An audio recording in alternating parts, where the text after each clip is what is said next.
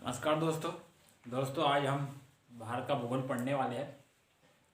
सबसे पहले मैं आपको बता दूं कि भारत में लॉकडाउन की स्थिति हो चुकी है और ये 21 दिनों के हैं और भी बढ़ सकती है। तो आप जो पढ़ाई कर रहे हैं घर पे बैठ के पढ़ाई करिए और उसमें कहीं ना कहीं आप लोगों को हम भी सहयोग देना चाहते हैं। तो सबसे पहले तो ये जिम्मेदारी बनती है कि हम लोगों की ये जिम्मेदारी है कि घर पे बैठे और जो सरकार ने लॉकडाउन रखा है, धारा 144 लागू की, उसका पालन किया जाए। तो भारत में लॉकडाउन स्थिति चली रही, इसके साथ साथ हमें अपनी पढ़ाई भी निरंतर चालू रखना है, जिससे क्या है कि हमें हमारी जो निरंतरता है और जो नियमितता है वो बनी रहे, ताकि आने वाले समय में एग्ज़ाम आती है तो हमें बहुत ज़्यादा समस्या ना हो। तो भारत में आपको मैं भारत का भूगोल की जो सीरीज चल रही थी उसमें आपको मैं बता चुका था, सामान्य परिचय बता चुका था, द्वीप बता चुका था, सामुद्रिक विस्तार वगैरह जो स्टार्टिंग के जो टॉपिक थे वो मैं आप लोगों को बता चुका हूँ। आज देखेंगे हम हिमालय पर्वतमाला विस्तृत रूप से देखेंगे, जिसमें आपको एक वीडियो से नहीं समझ में आएगा, इसमें 1 से 2 या 3 वीडियो भी हो सकते हैं। तो जो हिमालय पर्वतमाला है वो बहुत ही विशाल और विस्तृत पर्वतमाला है, तो उसके अलग अलग भागों में पढ़ेंगे हम, और साथ ही साथ इसकी विशेषताएं और इसकी उत्पत्ति किस प्रकार हुई ये भी देखेंगे।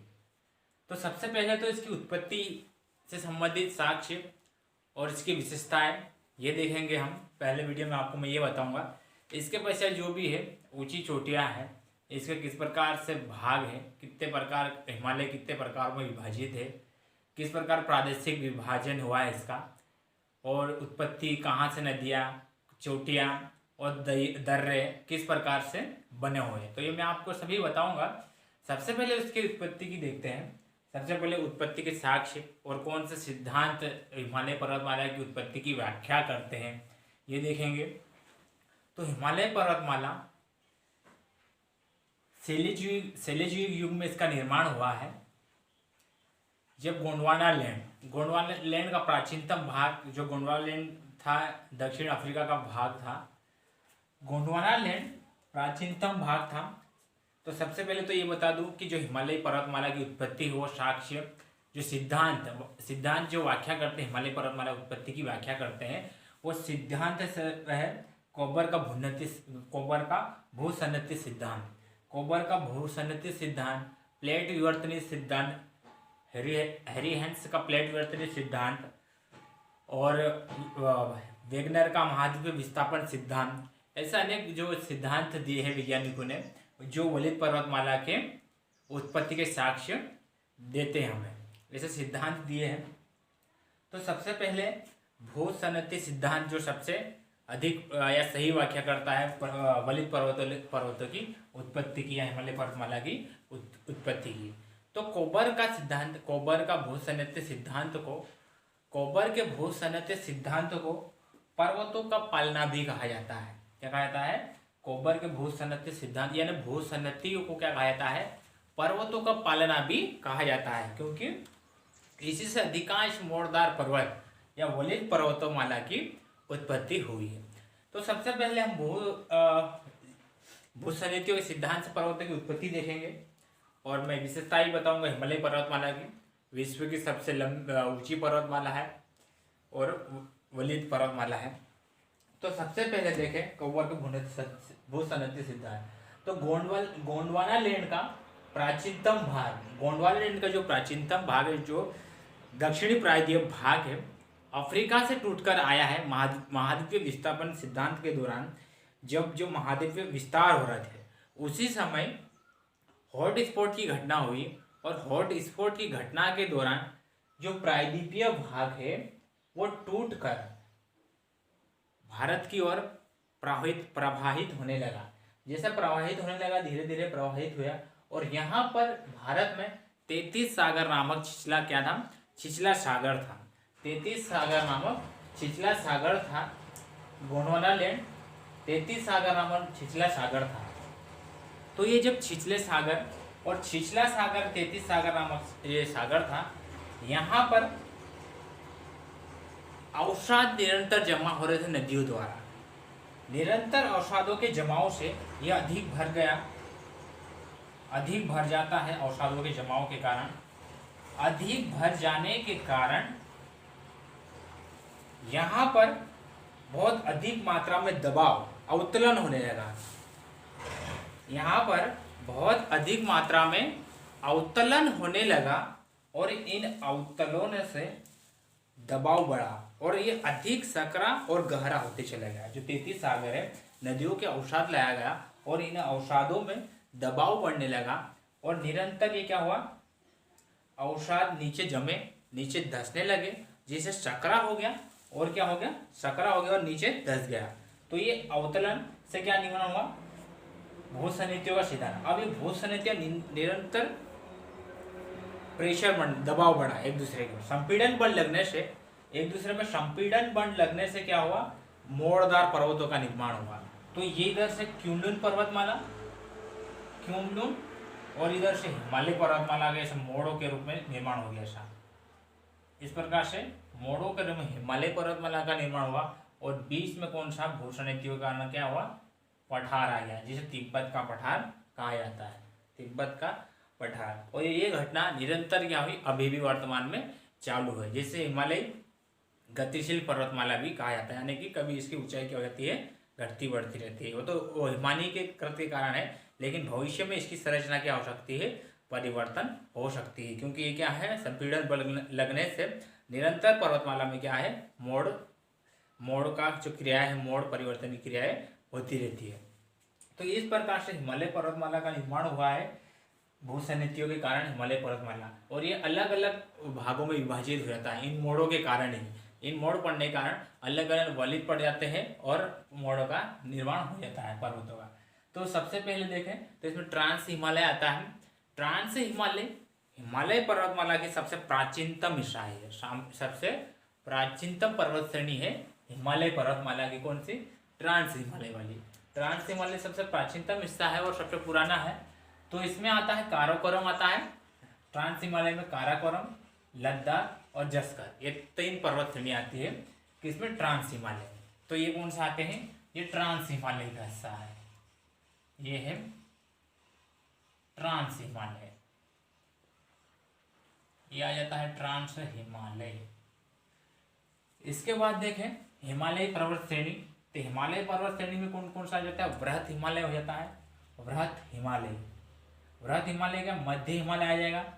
मध्य हिमालय के बाद ये जो निरंतर जो मैदानी क्षेत्र से लगा हुआ सीमांत क्षेत्र में, इसे शिवालिक हिमालय कहा जाता है। ये शिवालिक हो गया, ये हो गया कौन सा, मध्य हिमालय, वृहत हिमालय। वृहत हिमालय नंगा पर्वत पश्चिमी भाग से, नंगा पर्वत से कहाँ तक, नंगा पर्वत से नामचा बरवा तक, तिब्बत तक जाता है। कहाँ तक, नामचा बरवा तिब्बत तक जाता है वृहत हिमालय। इसकी बात करते हैं वृहत हिमालय। तो वृहत हिमालय हिमालय पर्वत श्रेणियों में सबसे विस्तृत भाग है। और इसकी हिमालय पर्वतमाला की बात करें तो हिमालय पर्वतमाला का कुछ कुल क्षेत्रफल की बात करते हैं तो हिमालय पर्वतमाला 5 लाख वर्ग किलोमीटर क्षेत्र पर फैला है। कितना है, 5 लाख वर्ग किलोमीटर क्षेत्र पर फैला है। इसकी लंबाई की बात करें तो लंबाई इसकी आती है 2500 किलोमीटर आती है, कुल लंबाई इसकी 2500 किलोमीटर, कुल लंबाई यहाँ से 2500 किलोमीटर। और फिर बात करते हैं अपन क्षेत्रफल, बता दिया मैं आप 5 लाख वर्ग किलोमीटर, लंबाई कितनी हो गई 2400-2500 किलोमीटर तक है। फिर इसकी बात करते हैं तो सर्वाधिक चौड़ाई की बात करते हैं तो सर्वाधिक इसकी चौड़ाई पश्चिमी क्षेत्र में आती है। पश्चिम में सर्वाधिक चौड़ा 400 किलोमीटर है और यहाँ पर ऊंचाई कम है इसकी। और पूर्व में की बात करें तो पूर्व में सर्वाधिक सकरा आता है, सर्वाधिक सकरा आएगा यहाँ पर, और इसकी ऊंचाई यहाँ पर अधिक है 150 किलोमीटर। नामचा बरवा सबसे अधिक सकरा है और ऊंचाई यहाँ पर अधिक है। फिर बात करते हैं वृहत हिमालय। वृहत हिमालय में सर्वाधिक चोटियाँ पाई जाएगी यहाँ पर। मध्य हिमालय में घाटियाँ और शीतोष्ण मैदान पाए जाते हैं। ये सब आपको बताऊंगा नेक्स्ट टॉपिक में। आपको यहाँ पे सिर्फ विशेषताएं बताई और उत्पत्ति किस प्रकार से हुई, मैं ये बता रहा हूँ सामान्य परिचय। और शिवालिक हिमालय में यहाँ पर सर्वाधिक ऐसे उपजाऊ मिट्टी के मैदान है जहाँ पर पर्यटन पर्यटन और खेती के लिए अधिक महत्वपूर्ण हो जाती है। कौन सा? शिवालिक हिमालय। और अलग अलग पर्वत श्रेणियों में बंटा है, पर्वत चोटियाँ हैं बहुत सारी, और अलग अलग यहाँ पर अनेक चोटियाँ, अलग अलग पहाड़ियाँ नाम किया। फिर पूर्वोत्तर की पहाड़ियाँ, इस प्रकार से इसका विशाल, और यहाँ तक अंडमान निकोबार तक जाता है। पूर्वोत्तर की पहाड़ियाँ यहाँ से विभाजित होगी तो अंडमान निकोबार द्वीप समूह भी कौन से? पूर्वोत्तर पहाड़ियों का ही हिस्सा है। तो ये इस प्रकार से देखेंगे हिमालय पर्वतमाला। और नंगा पर्वत से पश्चिमी भाग, इसका अंतिम भाग है जो नंगा पर्वत है। नंगा पर्वत से 2 पर्वत श्रेणियाँ और पश्चिम की ओर जाती है। तो पर्वत श्रेणियाँ पश्चिम की ओर जाएगी। कौन सा है? सुलेमान पर्वतमाला है।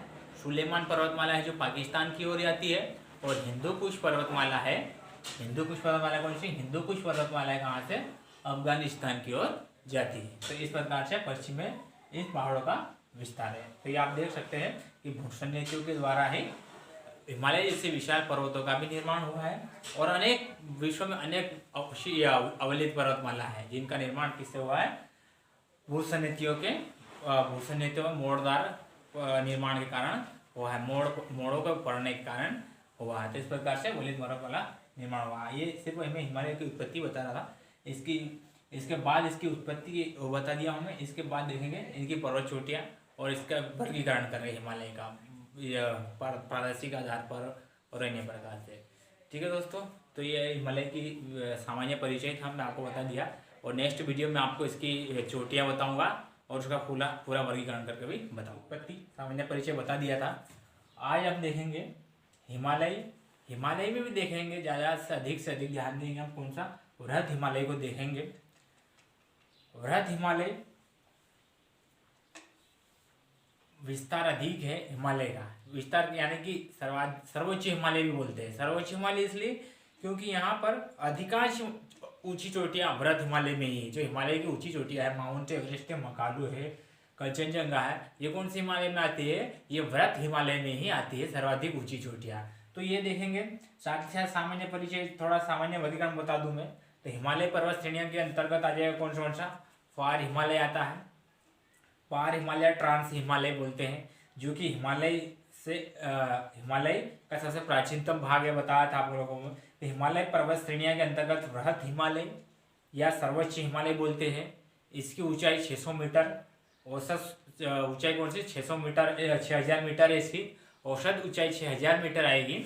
और इसकी चौड़ाई की बात करते हैं तो 120 किलोमीटर से 190 किलोमीटर इसकी चौड़ाई आती है। दूसरा सामान्य परिचय मैं बता चुका हूँ पहले वीडियो में। फिर देखें मध्य हिमालय या बोलते हैं इसको, लघु हिमालय, मध्य हिमालय या लघु हिमालय। इसकी औसत ऊंचाई कितनी हो जाएगी? 3300 मीटर से 4500 मीटर की औसत ऊंचाई हो जाती है।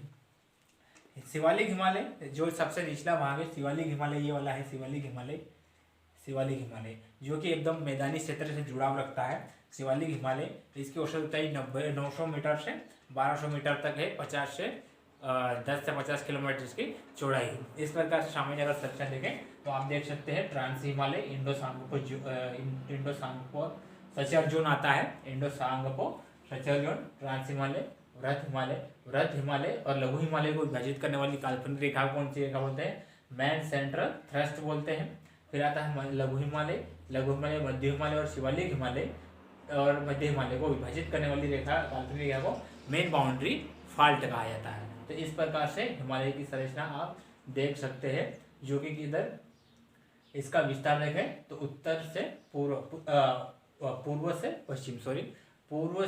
पश्चिम की ओर इसका विस्तार है। विश्व की मात्र एक ही ऐसी वलित पर्वतमाला है जिसका विस्तार कैसा है? पूर्व से पश्चिम की ओर। अन्य विश्व की जो पर्वतमाला है वो उत्तर से दक्षिण की ओर इनका विस्तार है। सर्वाधिक कैसा है? उत्तर से दक्षिण की ओर अधिकांश वलित पर्वतमाला का विस्तार है। राकेश पर्वतमाला, इंडिश पर्वतमाला, यूराल पर्वतमाला और ग्रेट डिवाइडिंग पर्वतमाला, अन्य जो भी विश्व की पर्वतमाला, वलित पर्वतमाला है, उनका विस्तार कैसा है? उत्तर से दक्षिण को और इनका विस्तार है। लेकिन ये हिमालय पर्वतमाला विश्व की एक की मात्र ऐसी वलित पर्वतमाला है जिसका विस्तार किधर है? पूर्व से पश्चिम की ओर इसका विस्तार है, जिसमें इधर दक्षिणतम भाग में कैसा उत्तल हो जाता है और उत्तरी भाग में कैसा अवतल संरचना बनाता है। यानी कि इधर कहाँ पर पश्चिमी भाग है, पश्चिमी क्षेत्र में कैसा होगा? ढाल कम हो जाती है। और पूर्वी जो क्षेत्र है वहाँ पर ढाल कैसे हो जाती है? तीव्र ढाल वाली संरचना बनाता है। तो ये हिमालय पर्वतमाला है। जहाँ पर आज वृहद हिमालय की बात करते हैं, तो वृहद हिमालय की बात करते हैं। पहले वृहद हिमालय सर्वोच्च जिसकी ऊंचाई बताया मैं औसत 600 मीटर है। और यहाँ पर हिमालय पर्वतमाला की सबसे जो ऊंची चोटियाँ है वो चोटियाँ पाई जाती हैं। तो वृहद हिमालय नंगा पर्वत से इसका विषय नामचा बर्मा तक इसका विस्तार है। देखेंगे इसकी ऊंची चोटियों की बात करते हैं, तो सर्वाधिक ऊंची चोटियाँ आती हैं यहाँ पर कंचनजंगा। भारत की सबसे ऊंची चोटी पहले कौन सी थी? इससे पूर्व जो चीन अधिकृत क्षेत्र में चली गई है, केटू पर काराकोरम पर्वतमाला पर आता था केटू, 86-11 मीटर। वो भारत की सबसे ऊंची चोटी थी। और विश्व की सबसे ऊंची चोटी तो कौन सी है? माउंट एवरेस्ट आता है। माउंट एवरेस्ट विश्व की सबसे ऊंची चोटी है, जो कि 88-48 मीटर है। इसके बाद भारत की सबसे ऊंची चोटी की बात करें तो भारत की सबसे ऊंची चोटी कौन सी थी? 86-11 मीटर काराकोरम पर्वतमाला थी। और इसके बाद देखें तो आप वर्तमान में बात करें तो भारत की सबसे ऊंची चोटी कौन सी है? कंचनजंगा आता है, 8500 मीटर आता है। कितना है? 8500 मीटर कंचनजंगा, क्योंकि केटू भी कौन सा चीन अधिकृत क्षेत्र में चले गया इस कारण से। फिर बात करते हैं वृहद हिमालय। तो वृहद हिमालय का विस्तार आप देख सकते हैं, लंबाई इसकी बता चुका हूँ मैं आपको। फिर बात करते हैं यहाँ पर चोटियों की। तो चोटियाँ यहाँ पर फ्री एग्जाम में आती है, फ्री एग्जाम में कि इसकी मतलब क्रम अनुसार पश्चिम से पूर्व की चोटियों को बताइए। नेपाल में कौन सी चोटियाँ पाई जाती है हिमालय की? और भारत में उत्तराखंड में कौन कौन सी चोटियाँ हैं? पूर्व से पश्चिम की ओर जमाइए उसको, या पूर्व से पश्चिम या पश्चिम से पूर्व की ओर बताइए कि चोटियों का क्रम क्या है। तो इस क्रम के अनुसार आता है। तो नेपाल में स्थित चोटियाँ देख सकते हैं आप, वृहद हिमालय पर मसालू आती है, इधर से पश्चिम से देखें अपन तो मसालू। एवरेस्ट आती है, एवरेस्ट के बाद मकालू, मकालू के बाद कंचनजंगा, और कंचनजंगा के बाद कौन सा आता है? नामचा बर्वा आता है। कौन सा आता है? नामचा बर्वा चोटी आती है, जो कि सबसे सक्रिय हो रही है। नामचा बर्मा कहाँ पर? तिब्बत में आता है नामचा बर्मा, ये बताऊंगा आपको मैं आगे कौन सी चोटी कहाँ पर आती है। फिर यहीं से नेपाल से देख सकते हैं आप। फिर देखिए आप पूर्व से पश्चिम की ओर चोटियों को देखें तो आप बता सकते हैं धौलागिरी आता है नेपाल में, धौलागिरी के बाद कौन सा आता है? अन्नपूर्णा आता है, अन्नपूर्णा के बाद आगे देखो तो नंदा देवी आता है, नंदा देवी के बाद आगे देखोगे तो कौन सा था? बांदरपूछ आता है। कौन सा आता है? बांदरपूछ। तो इस प्रकार से पूर्व से पश्चिम से पूर्व की ओर और पूर्व से पश्चिम की ओर क्रमानुसार आप चोटियों को जमा सकते हैं। और अंतिम में आता कौन सा? यहाँ पर बांदरपूछ के बाद आता कौन सा? नंगा पर्वत आता। कौन सा था? नंगा पर्वत, जो कि हिमालय का पश्चिमी भाग है और सबसे चौड़ा भाग है। सबसे पूर्वी और सकरा भाग कौन सा था? नामचा बर्वा, जो कि तिब्बत में आता है, 150 किलोमीटर जिसकी क्या है? चौड़ाई है। फिर कौन सी चोटी कहाँ पर आती है? तो पता है आपको, विश्व की सबसे ऊंची चोटी माउंट एवरेस्ट, जिसे नेपाल में कौन सा? सागर माथा भी बोला जाता है। कौन सा बोला जाता है नेपाल में? सागर माथा बोला जाता है जिसे। और ये 88-48 मीटर है, 88-48 मीटर। और ये कहाँ पर आता है? नेपाल में आता है। फिर कंचनजंगा की बात करते हैं। कंचनजंगा, तो कंचनजंगा भारत की सबसे ऊंची चोटी है, भारत की सबसे ऊंची चोटी है। और ये कहाँ पर आएगी? सिक्किम में आती है। इसकी ऊंचाई की बात करते हैं तो 2500 मीटर है। कौन सी है? भारत में सिक्किम में, और 2500 मीटर इसकी ऊंचाई में। फिर बात करें मकालू, तो मकालू आता है कहाँ पर आता है? नेपाल में आता है। मसालू भी कहाँ पर आता है? मकालू और मसालू दोनों ही कहाँ पर आते हैं? नेपाल में आते हैं, मकालू और मसालू।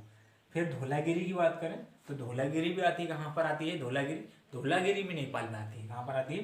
धौलागिरी नेपाल में आती है। अन्नपूर्णा जो चोटी है वो भी नेपाल में आती है। नामचा बर्वा, तो नामचा बर्वा कहाँ पर आती है?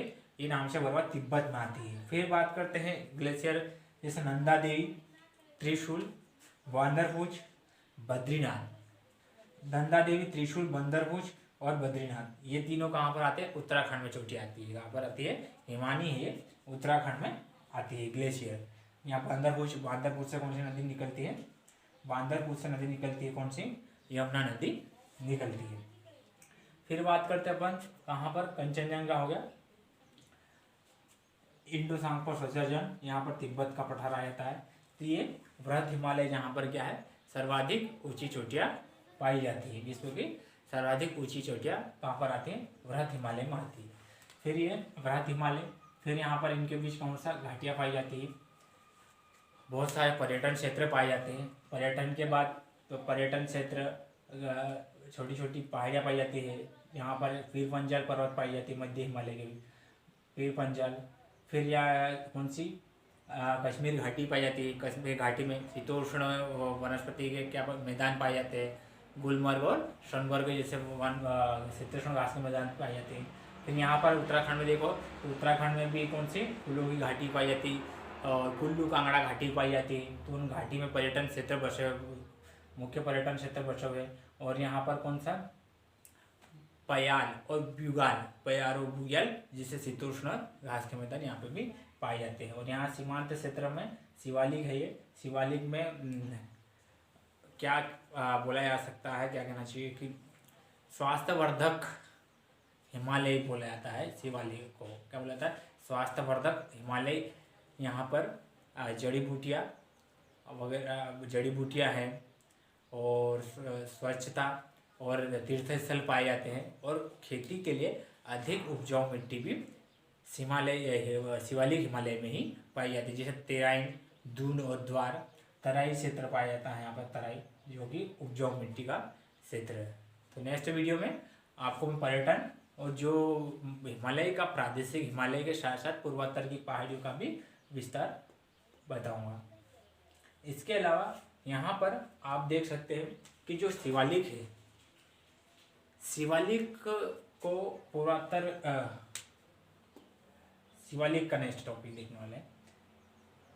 ठीक है, नेक्स्ट वीडियो में बता दूंगा आपको मैं। शिवालिक को विस्तृत रूप से ही पढ़ेंगे। शिवालिक को बता दूंगा, प्रादेशिक जो विभाजन है हिमालय का वो मैं नेक्स्ट वीडियो में बताऊंगा। इसमें सिर्फ आपको ये बता दे रहा हूँ, सिर्फ भरत हिमालय इतना ही देखेंगे, भरत हिमालय में देखेंगे। प्लीज़ वीडियो अगर इसको पूरा देखिए और वीडियो अगर अच्छा लगता है तो प्लीज़ वीडियो को शेयर करें, लाइक करें और कमेंट भी करें।